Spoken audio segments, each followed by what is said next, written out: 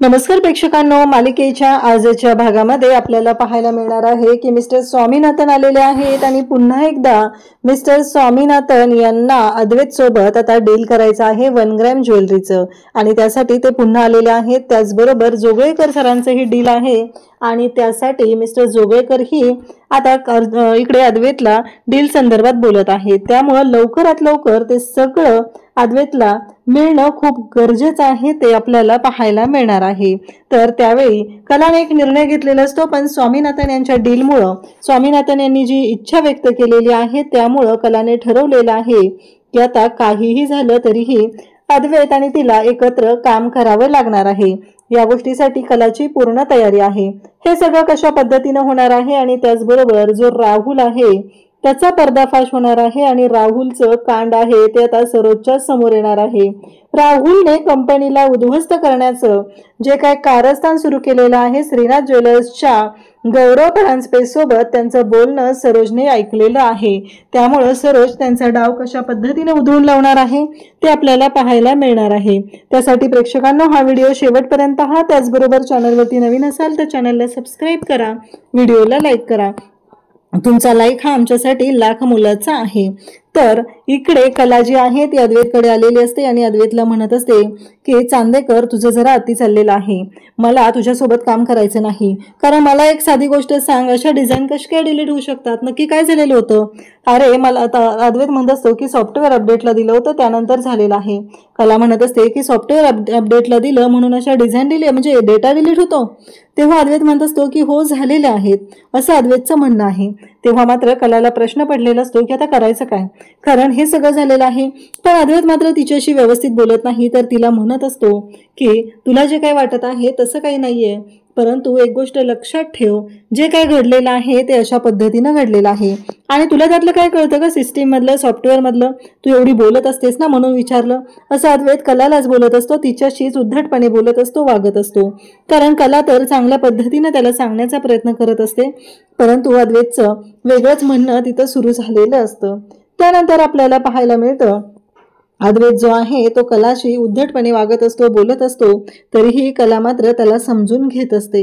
त्यानंतर कला म्हणत असते की चांदेकर बाद झालं, आता यापुढं मी तुझ्याशी काम करणार नाही, मी दुसऱ्या कोणत्या तरी डिपार्टमेंटला काम करेल, पर्ल सेक्शनला करेल किंवा सिल्वर सेक्शनला करेल, पण मला तुझ्यासोबत काम करायचं नाही असं कलाने अद्वैतला सांगितलेलं असतं। त्यानंतर आपल्याला पाहायला मिळतं की अद्वैत त्याचबरोबर कला बोलत असतात आणि कला रागानेच तिथून निघालेली असते, कारण कलाला अद्वैतचं बोलणं पटलेलं नसतं, तो स्वार्थी आहे हे तिच्या लक्षात आलेलं असतं। आणि अद्वैत म्हणत असतो की कसं आहे माहितीये का, आपण एकत्र काम करू शकतो, आपली टीम आहे, आणि पण माझं एक काम कर, फक्त आता मला ना एक्स्ट्रा डिझाईन हव्या आहेत आणि मला एक सांग की मागं तू 1 ग्रॅम ज्वेलरीसाठी ज्या डिझाईन बनवलेल्या होत्या त्या डिझाईन तुझ्याकडे आहेत का? कला म्हणते की खूप दिवस झाले मी त्या डिझाईन बनवून, आता कदाचित नसतील, म्हणजे ते पेपर सापडणं वगैरे तेवढं पॉसिबल नाहीये असं कलाचं म्हणणं असतं। आणि तेव्हा मात्र अद्वैत म्हणत असतो मग? कला म्हणते की मला थोडासा वेळ दे, मी त्या सगळ्या डिझाईन बनवून तुला पुन्हा देईल असं कला अद्वैतला सांगू लागते। तेव्हा मात्र अद्वैत म्हणत असतो की चालेल, आणि त्याचबरोबर इकडे कलाशी तो बोलत असतो। कला मात्र शांतपणे सगळ्या गोष्टी हँडल करण्याचा प्रयत्न करत असते, पण अद्वैतचा माज काही कमी येत नसतो, त्याचं जे वागणं बोलणं असतं ते माजुरेपणानेच असतं। कला एवढं प्रेमाने सगळ्या गोष्टी करत असते, पण अद्वैतला मात्र एकच गोष्ट पडलेली असते आणि ती म्हणजे त्याला असं वाटत असतं की प्रत्येक वेळेस ज्या वेळेस गोष्टी आहेत त्यावेळेस कलानेच त्याला समजून घेतलं पाहिजे असं त्याचं म्हणणं होत असतं। कला तिथून निघालेली असते, तेवढ्यातच मिस्टर स्वामीनाथन तिथे येतात आणि म्हणतात की अद्वैत नाही, अचानकच येणं केलं। मग कलाही नमस्कार करते, अद्वैतही त्यांना नमस्कार करतो आणि त्यानंतर ते बोलू लागतात की मागच्या वेळेच्या ज्या डिझाईन होत्या त्यामुळं खरंच आपलं जे काम झालेलं आहे ते खूप छान झालेलं आहे आणि आता पुन्हा एकदा मला चांदेकर ज्वेलर्स बरोबर काम करायचं आहे असं त्यांचं म्हणणं असतं। आणि त्याचवेळी अद्वैतला ते बोलत असतात, तेव्हा मात्र अद्वैत म्हणत असतो की हो काहीच हरकत नाहीये।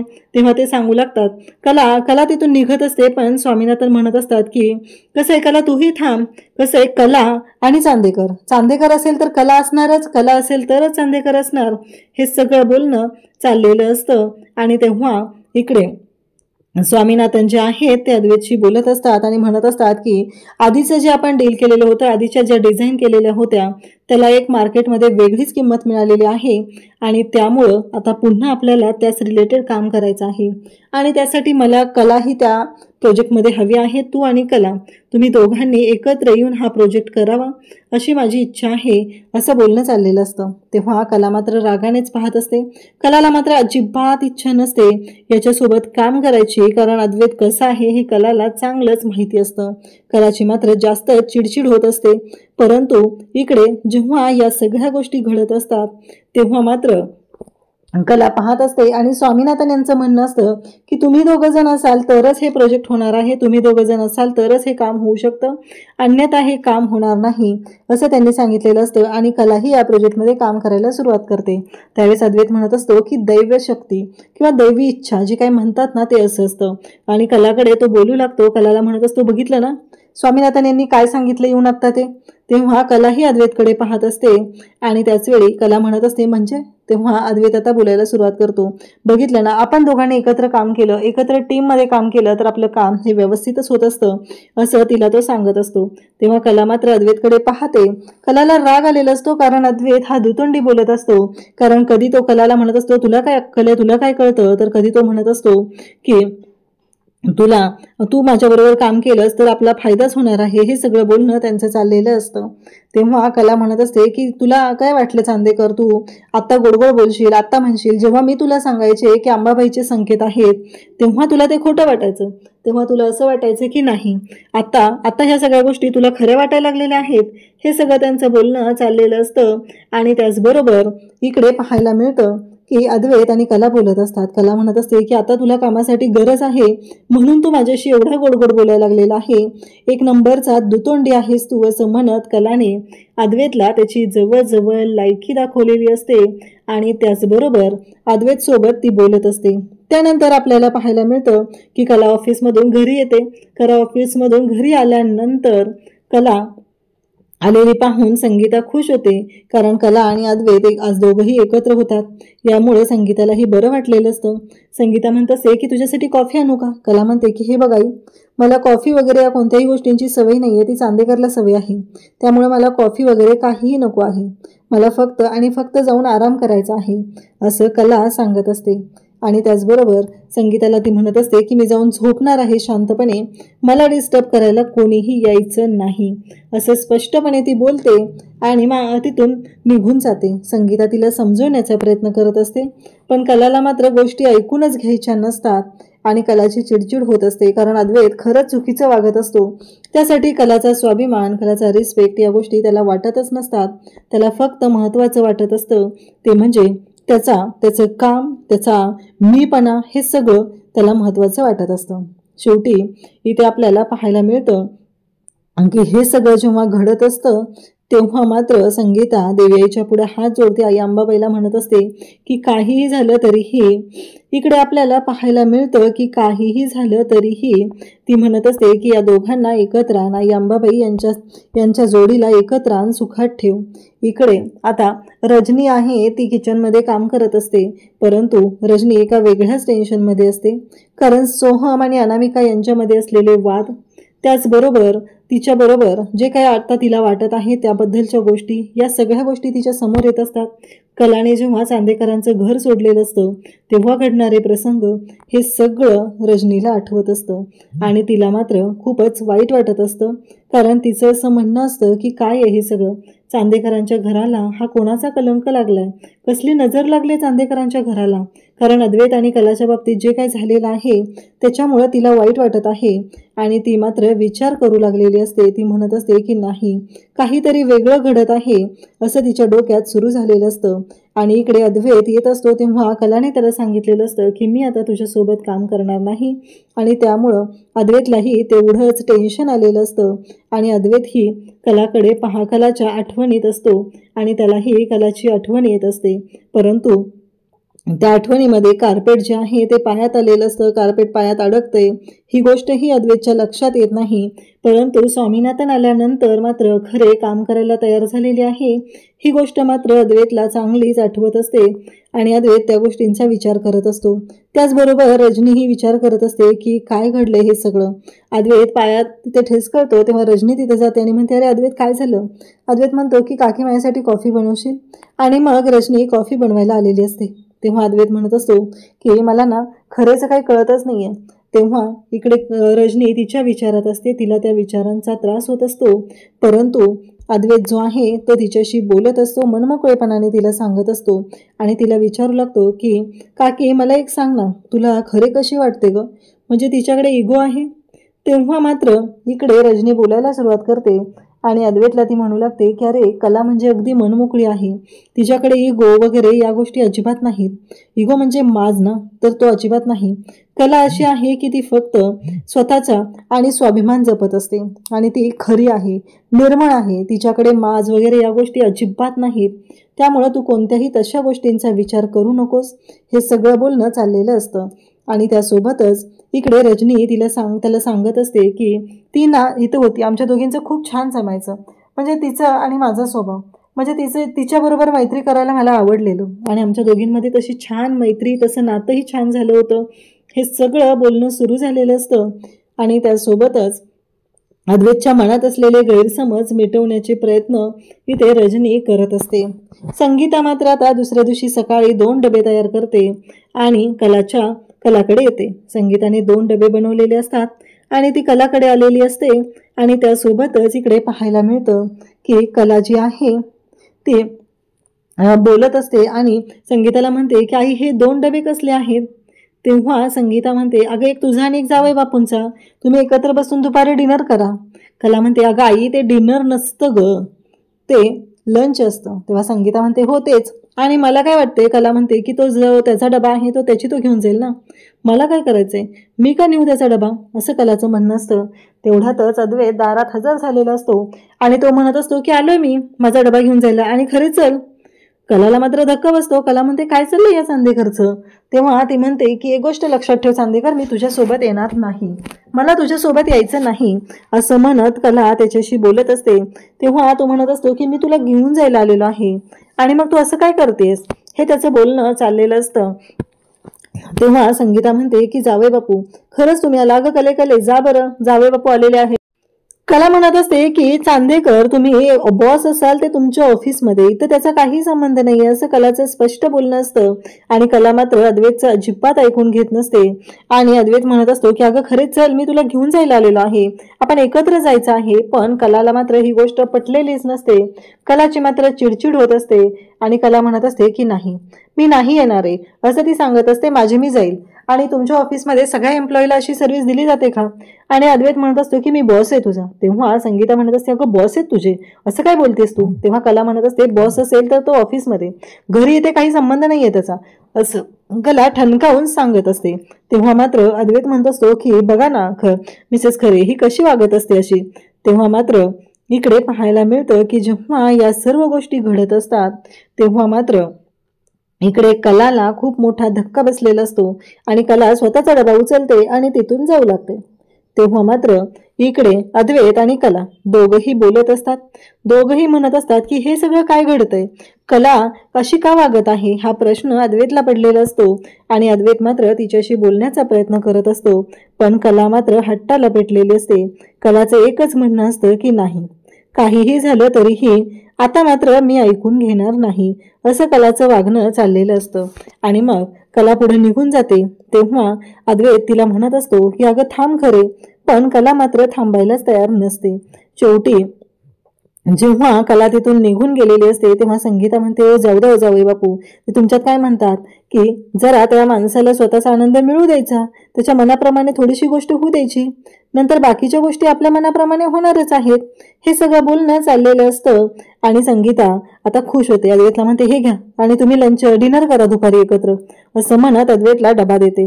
त्याचबरोबर इकडे आता अद्वैत पण जातो ऑफिसला आणि मग संगीता आबांना कॉल करते. आबांना कॉल करून ती आबांशी बोलत असते. तिला मात्र खूप छान वाटत असतं की फायनली तिचे जावई बापू जे आहेत ते तिच्या लेकीला घ्यायला घरी आलेले होते आणि ते दोघं जण आता एकत्र येऊ लागलेले आहेत. ही गोष्ट जी आहे ती आता संगीताच्या लक्षात आलेली असते, म्हणून तिने आबांना फोन केलेला असतो आणि आबांना सांगितलेलं असतं. तेव्हा मात्र इकडे आता सोहम जो आहे तो आवरत असतो, तो तयार झालेला असतो, त्याने नवीन कपडे घातलेले असतात. पण अनामिका तिथं आलेली असते आणि अनामिकाचं म्हणणं असतं की सोहम हे काय घातलेस हे सगळं असं, म्हणजे आता एक येल्लो कलरची कॅप घाल आणि सिग्नलला उभा राहिल्यासारखं दिसशील, असं अनामिका त्याला म्हणत असते. तेव्हा मात्र सोहम म्हणत असतो की काय झालं, म्हणजे यात काय वाईट आहे, असं सोहमचं म्हणणं असतं. पण अनामिका म्हणत असते कसं वाटतंय ते रेड शर्ट ग्रीन त्याच्यावर जॅकेट. तेव्हा तो म्हणतो अगं नवीन कपडे. अनामिका मात्र त्याला बोलायला सुरुवात करते, सोहू हे कसं दिसते, म्हणजे तू आधी कसा राहायचा आणि आता कसं राहतोस, हे सगळं काय आहे, हा प्रश्न ती विचारत असते सोहमशी. म्हणजे सोहमला ती असं दाखवून देत असते की तुझा सेन्स कुठं गेलाय, म्हणजे तू आधी तर असा नव्हता, असं ती सोहमला सांगत आहे. सोहम मात्र म्हणत आहे की अगं नक्की काय झालं, हा नवीन ड्रेस आहे ना. म्हणजे थोडक्यात तिला काय म्हणायचं असतं की जेव्हापासून तू काजलच्या संपर्कात आलेला आहे तेव्हापासून तुझं जे काय वागणं चाललेलं आहे ते अशा पद्धतीचं चाललेलं आहे. इकडे ती त्याला म्हणते बदलते कपडे नको घालूस असे कपडे, आणि मी सांगायची गरज का पडली पाहिजे, तू आर्टिस्ट आहे, तुला कळतं, तुला 4 माणसं ओळखतात, कसं राहिलं पाहिजे, काय केलं पाहिजे, आणि हे काय तुझं वागणं चाललेलं आहे, अशा भाषेमध्ये ती त्याच्याशी बोललेली असते. इकडे अद्वैत जो आहे तो कलाच्या डेस्कच्या समोर उभा असतो आणि त्याचबरोबर कलाला इन्स्ट्रक्शन देत असतो कशा पद्धतीने डिझाईन केल्या पाहिजेत, नक्की काय केलं पाहिजे, हे सगळं अद्वैत कलाला सांगत असतो. त्याचबरोबर इकडे आपल्याला पाहायला मिळतं की जो राहुल आहे, राहुलला आता फोन आलेला असतो आणि राहुल त्या श्रीनाथ ज्वेलर्सच्या त्या परांजपे बरोबर बोलत असतो. तेव्हा तो म्हणत असतो की गौरव परांजपे. तेव्हा राहुल म्हणतो हा नाही, काल जो तू मला ऑप्शन दिलेला होता, जे डील सांगितलेलं होतं ते मला मान्य आहे, असं त्याचं बोलणं चाललेलं असतं. आणि तो म्हणत असतो की आता चांदेकर ज्वेलर्स जे आहे, त्याचबरोबर चांदेकर ज्वेलर्स आहे त्यांना हे सगळं अशा पद्धतीनं करायचं, चांदेकर ज्वेलर्सला आपण दोघांनी मिळून बर्बाद करायचं आहे, असं त्या दोघांचं ठरलेलं असतं आणि त्या पद्धतीने त्यांचं बोलणं चाललेलं असतं. आणि ते दोघंही बोलत असतात. नेमकी सरोज जी आहे ती तिथून येत असते. तेव्हा राहुल म्हणत असतो की आता बघ कशा पद्धतीने आपण प्लॅन करायचा आहे, हे सगळं त्यांचं चाललेलं असतं. इकडे सरोज रूममधून बाहेर येत असते आणि त्याच वेळी राहुल जे फोनवरती बोलत असतो ते सगळं बोलणं तिच्या कानावरती पडलेलं असतं.